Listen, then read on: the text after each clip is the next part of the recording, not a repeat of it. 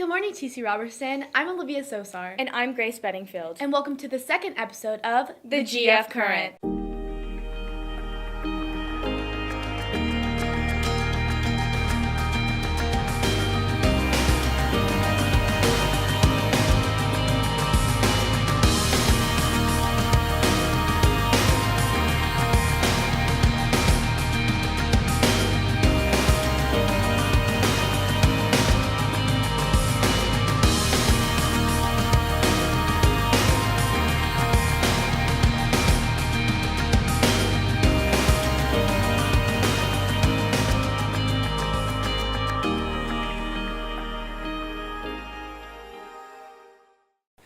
So Olivia, can you guess what's been taking up most of my time for the past few weeks after school? I'll give you one guess. I think I would just say the theme that's been on many students' minds. The spring musical Legally Blonde. Yep, you got it. It's almost spring, so spring musicals all around the county and at TC will be putting on their biggest shows of the year, Legally Blonde. That's right, Grace. Well, in order to get more information about the musical, reporter Alina Marr got to sit down with some of the musical leads. Well, unless you're in the show, here's your first look at Legally Blonde. As spring rolls in, the music department prepares for their musical, Legally Blonde. Here's a look at how sophomore Katie Stevens and junior Nathan Myers prepare for their performance. How are you preparing for this role? Well, I've loved this show since I was about 10 or 11, and so I've been really familiar with the show before it started. But then as soon as I got the role, I was just watching every production I could and, just reading the script a lot. So what I've done is the first thing I always do is I box my name. I go through and I look at all my lines that I think that stand out really, or how I should say them in my head, and I just kind of run through it really. How do you feel whenever you heard you got the lead role?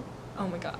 Not exaggerating, that was probably one of the best moments of my life. I was with my little sister and I just shut down. I was just kind of in shock for a while, but then I was crying and it was great. Actually, my mom heard about it first, so I remember she looked online and saw it, and she kind of ran into my room at midnight, and she woke me up, and I had no idea what was happening, and it really didn't register that I really had the role until the next morning, and I was really happy about it. How much time are you committing to Legally Blonde? Well, right now we have rehearsal every day, and I'm practicing on the weekends, making sure I'm getting my lines in and knowing all my dances and songs.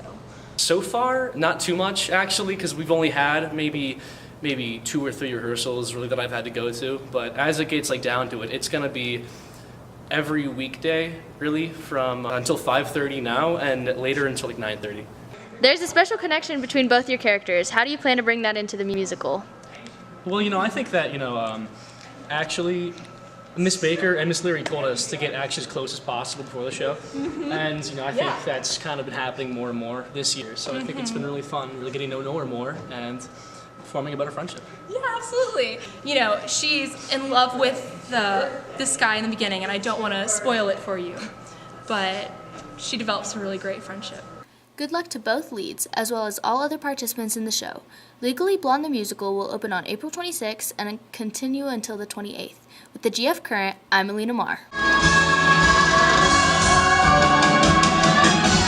Hey TC, I'm here with Sarah Leary, Alicia Baker, Katie Stevens, and Kayla Geista. Today these ladies have come together to talk about their involvement in TC's theater. Both Baker and Leary are directors. Steven and Geista got the main role in the musical and play, but overall they all have a common hobby, singing and acting.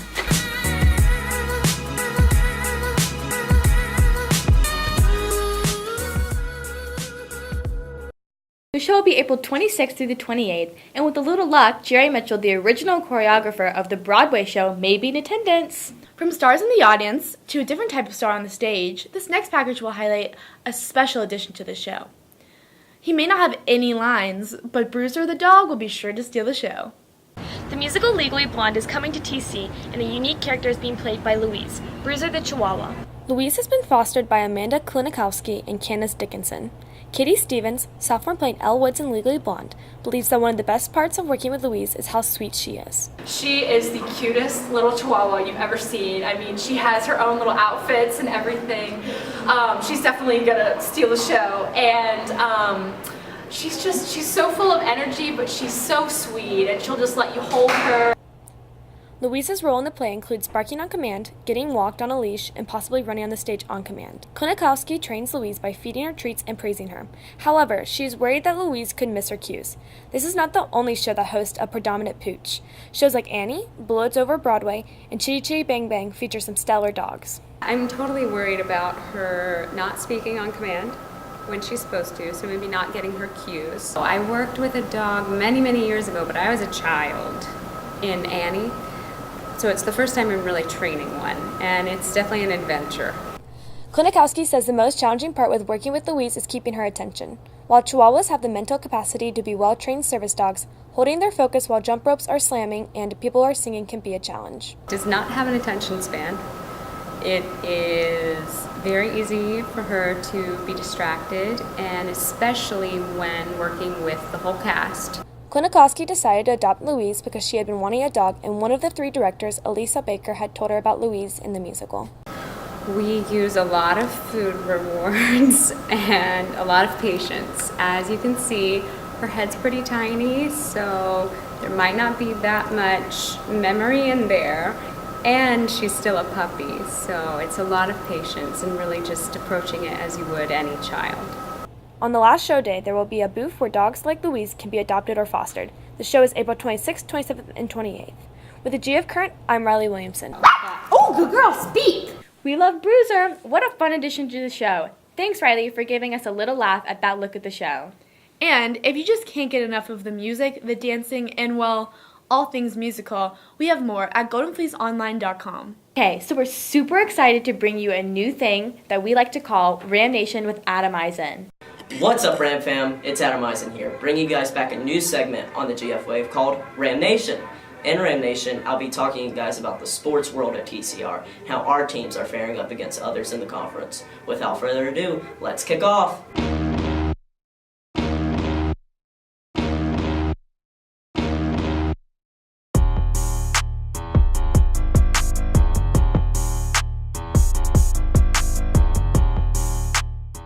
This past season in our sports world, our teams fared up against others in the conference. On the court, our girls and boys basketball team finished right below 500, with our girls making the playoffs.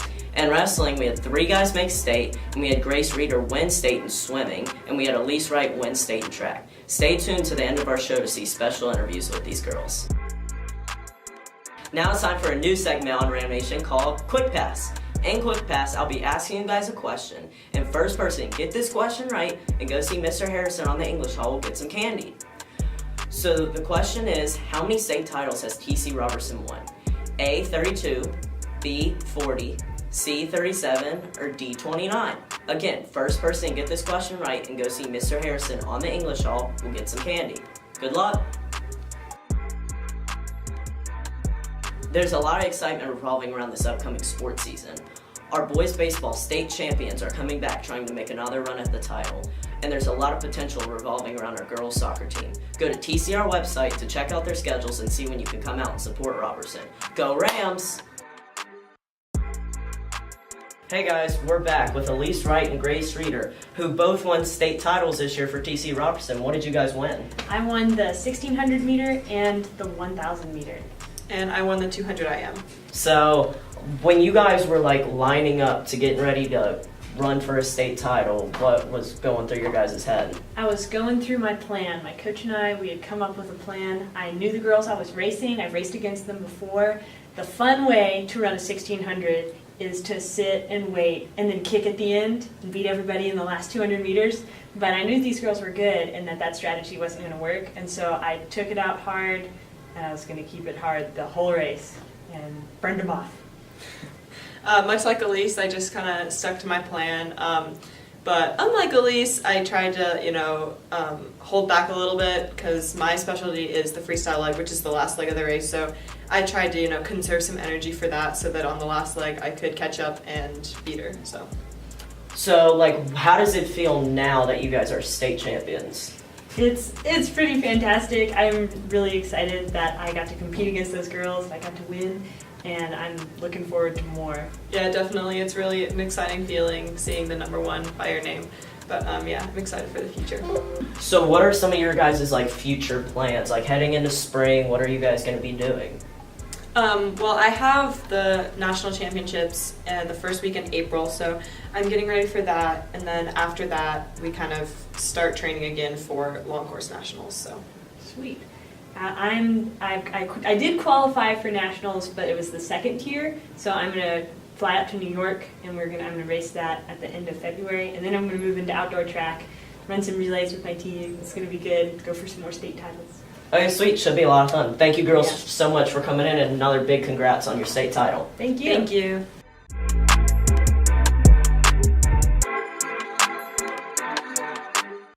Every day, kids walk through the halls with their earbuds in, listening to their favorite jams. From new songs to past favorites, there is always music on kids' minds. Students Liza Rain, Amber Gay, and Shaq Gist explain to us what their top 5 songs are and what they are listening to now. I have both Spotify and SoundCloud, but I mostly use Spotify. It's definitely worth the money for how much music I listen to, so. I use the app called Spinrilla, and I can also go to recently added and go back to the top 25 songs I just downloaded. I listen to music throughout the day. It helps me get through school, and I listen to music as I'm in the car as well. I stream through Spotify and SoundCloud. Well, I like Spotify has like a lot of songs, and then SoundCloud has a lot of songs that like don't make it onto Spotify. Like I get up in the morning while I'm getting ready for school, I listen to music, on the way to school, at school most of the time, and on the way to dance, and on the way home from dance, and also at dance because dance and before I go to sleep, everything, so all the time. I listen to it very often, like every class period, in my car, while I'm doing homework. Okay, if I had to pick just 5, which is very hard for me, you can't make decisions for anything, I would probably choose Youth by Daughter, Cruel World by Fantagram, Please and Thank You by Wildcat, Sleeping Lessons by The Shins, and Unfinished Business by Mumford & Sons. Up by X, Dreams and Nightmares by Meek Mill, The East by Nebuchadnezzar, God's Plan by Drake, I like that one. Outlet by Designer, Glow Like That by Rich Brian, Mason 97 by Carnage, Bounce Back by Big Sean, and Really Got It by Drew. Are any of these songs in your top 5? If not, tweet us at GF Media Group and tell us what your top favorite songs are. With the GF Current, I'm Adam Eisen. Grace, have you had the flu this year? I haven't. Over 100 students at TC have put in absence waiver request forms this year alone. One of the quickest ways to spread germs is through sneezes. Reporter Emma Halfaker explains to us how we can prevent spreading germs through sneezes. I bet that you know someone who's had the flu this year. That's probably due to the fact that there's been over 100 requested absences due to the flu in this school year alone. People who have the flu can spread it in a variety of ways, whether they're coughing, sneezing, or even talking. I'm here to teach you how to sneeze most efficiently to limit the spread of germs and save your friends from sickness. According to a 2011 episode of Mythbusters titled The Safe Sneeze, there are 3 different types of sneezes. Number 1 is in the open hand. Number 2 is the in-elbow dab. And number 3 is in a handkerchief. But what is the best way to sneeze? Here's Jamie Heineman and Adam Savage, the stars of Mythbusters, to help me out. So, this flu season, which method are you going to use? The hand, the elbow, or the handkerchief?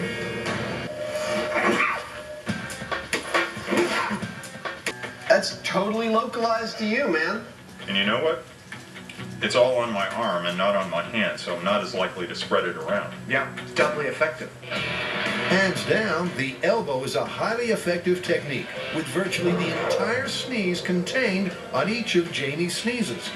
Wow, thanks for helping me, guys. I guess we have our answer. Proven by Mythbusters, the in-elbow dab sneeze is the most efficient way to sneeze, limiting the spread of germs. So the next time you have to sneeze, dab it up, TC. It's gotta be the elbow. I totally agree. It's the elbow. So now you know. Thanks to Emma and the guys over at Mythbusters for the reminder. Well, that's all we have time for today. Make sure to stay tuned after the credits for an in-depth look at Robertson's community with Mr. Knutz. Thanks for watching, and make sure you guys check out our news mag. See you next time!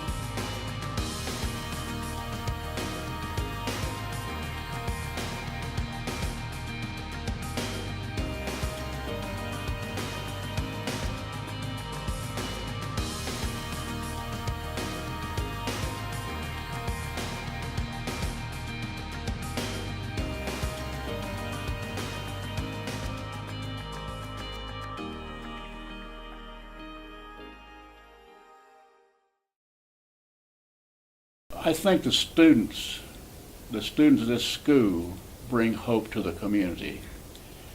And when I was principal here many years ago, the students were very active in the community. And we were more like a family back then. The school has grown to the point about 1,600 now. And that's hard to get 1,600 people going in the same direction, I believe. But Bill Waddell works at Eblen, and he gives of himself every day. He's a Christian man, and I would nominate Bill Waddell as being one of the most influential men that I've ever been around. His fans, he gets clothes, he works in the tournaments. He does.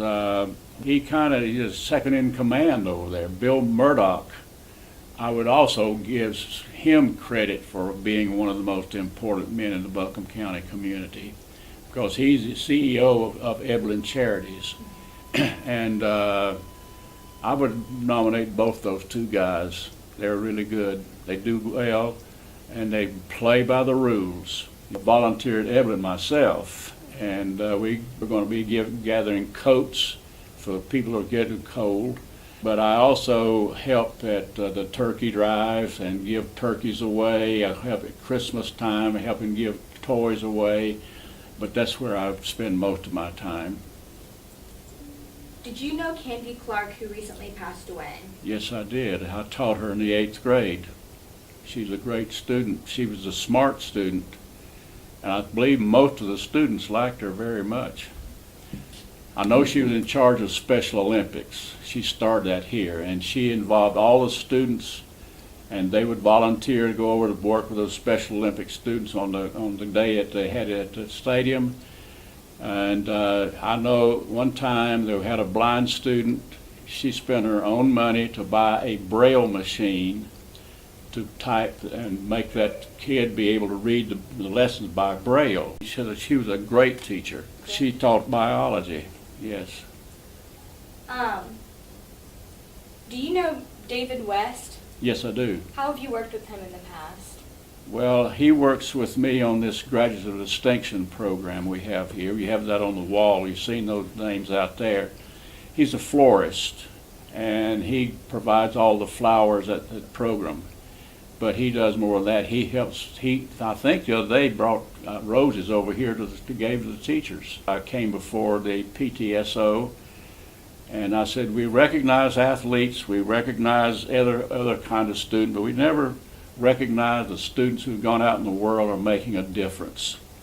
And by making a difference, are they helping mankind? And we have 39 people on that wall out there that have been nominated as Graduates of Distinction. And if you'd come over here and read every one of them, you'd see a great deal of community support from those people. And they do a great job. And that's the reason they were nominated to be a Graduate of Distinction. By the way, we have a deadline of March the 19th this year to turn a Graduate of Distinction nomination form in. Well, I remember Richie Sizemore's wife. She had Lou Gehrig's disease, and they came together to support her. Had a fundraiser over here. I gave money to that. And the community came together that night, and they had former students played basketball, came and played against the teams over here. And that was a great thing I saw there. I went to the funeral, and she was a nice lady. And Richie Sizemore, as you know, is a basketball coach here. The gym floor is named in his honor. But Richie Sizemore is now struggling, and he's not, but I think he's going to make it. But that's one thing I remember very well. Well, we didn't have many students in need back in those days, and we had some deaf kids killed by car wrecks and stuff like that. They reached out to them. They provided turkeys for Thanksgiving for people. I think they've got involved in the community, yes. World War II was going on, and everything was rationed back then. You had to ration to buy meat, you had to buy ration to get sugar and all of that. But we were more concerned about the war. We gathered war materials by having scrap drives and pile them up big high in behind the building there. But during that time, World War II was going on, and we were interested in the country and the soldiers. So we supported the troops, scout troops at the school, participated in that activity also. But it was more in World War II era, so we did a lot for that. I went in the Air Force in 1951, right after I graduated from high school, and that's when I decided to go to college and become a teacher. I know that T.C. Robertson High School is one of the best schools in the county. And the students are great students. We've got some students who don't do right, and they know they're not doing right, but all they have to do is be talked with and say, look, this is not the way you act, this is not the way you misbehave. But I've not found out one thing in the students that I had back then, they would obey me. They didn't argue with me, they didn't fuss at me, and you don't have the right to talk back to me and that type of stuff. That's one thing that I have noticed is taking place with kids today, but that bothers me, okay?